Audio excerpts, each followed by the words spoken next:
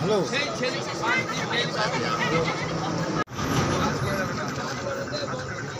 সারা পশ্চিমবঙ্গে যে সন্ত্রাস ভোটের আগে এবং ভোটের পরে, যে আজকে সংখ্যালঘু ভাইরা আমাদের কিছুদিন আগে শুভেন্দুদার হাত ধরে এই বগার নেতৃত্বে জয়নুদ্দিন মোল্লা বগা আমাদের ভাইয়ের মতন, তার নেতৃত্বে এই এলাকা থেকে বেশ কিছু সংখ্যালঘু ভাইরা আমাদের বিজেপিতে জয়েন করছিল। আর তার নেতৃত্বে এলাকায় এই এলাকায় আস্তে আস্তে বিজেপির সংগঠন বাড়ছে এবং এই যে লোকসভা নির্বাচনে এই এলাকায় একটা ভালো ভোট এরা করছে। যেহেতু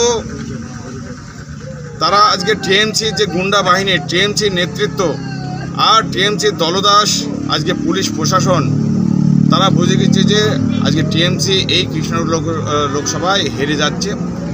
আর তার জন্যে যারা যারা এইরকম সংখ্যালঘু ভাইরা বিজেপিতে জয়েন করছে তাদের ওপর এইরকম একটা প্রতিশোধমূলক যে একটা বার্তা ইতিমধ্যেই তাদের কাছে পৌঁছে দিয়েছিল এবং আর তার প্রতিফলন হিসাবে আজকে তার মার্ডার হতে হলো।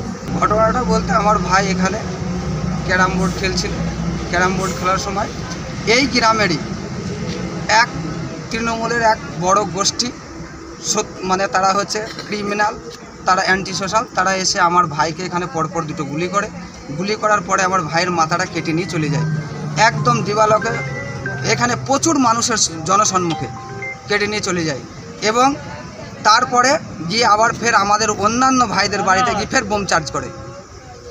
ফের আমার ভাইদের বাড়িতে গিয়ে এখান থেকে আমার ভাইটাকে মেরে গিয়ে আবার ফের অন্য জায়গায় বোম চার্জ করে। আমার ভাইয়ের মাথা দেয়নি। কেন মারলো? কেন মারলো? আমরা বিজেপি করি, আমি আমার ভাইটাকে নিয়ে আমরা মানে এখানে একটা ভালো গোষ্ঠী আমাদের, মানে বিজেপিতে আমরা গিয়েছি, বিজেপির সংগঠনটা আমাদের খুব প্রখর, তাই আমার ভাইকে আজকে খুন হতে হলো। কারা মারলো? এটা মারলো এখানকার কাসেম, সহজ, নাসিম, সবুর, আলী, বান্ডু। তারা কোন দল করে? এটা তৃণমূলের গুন্ডা বাহিনী।